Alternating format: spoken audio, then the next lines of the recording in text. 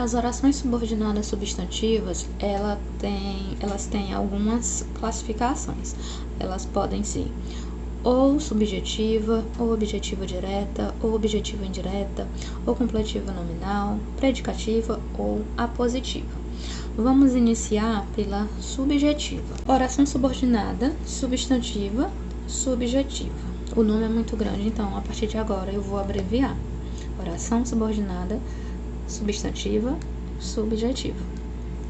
Quando que a oração subordinada substantiva é subjetiva?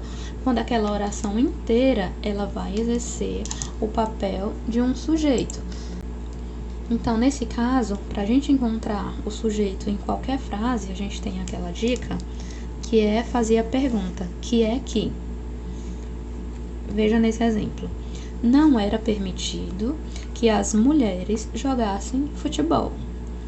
Que é que não era permitido que as mulheres jogassem futebol.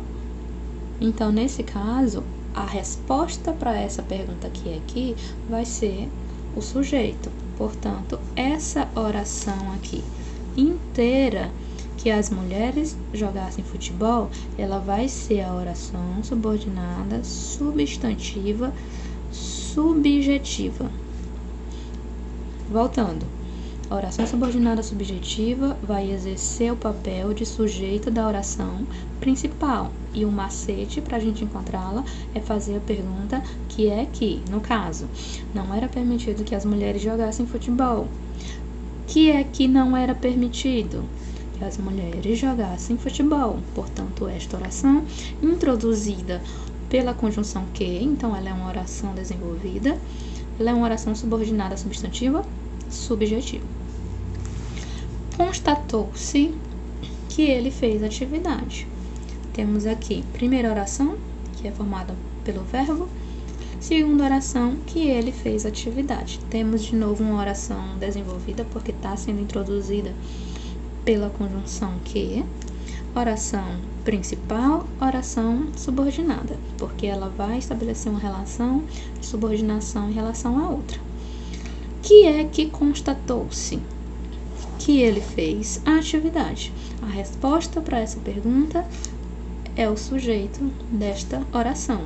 Então, que é que constatou-se que ele fez a atividade. Portanto, que ele fez a atividade vai ser a oração subordinada substantiva subjetiva. Próximo, aqui a gente tem um exemplo de oração reduzida. É proibido fumar neste local. Temos um verbo, dois verbos, portanto, duas orações. É proibido, oração principal, fumar neste local, oração subordinada. No caso aqui, nós temos oração reduzida, porque não tem a conjunção que, nem o se. Temos um verbo no infinitivo, e a gente pode substituir pelo isto. É proibido, isto. Então, voltando aqui à classificação dela, por que ela é subjetiva? Por quê?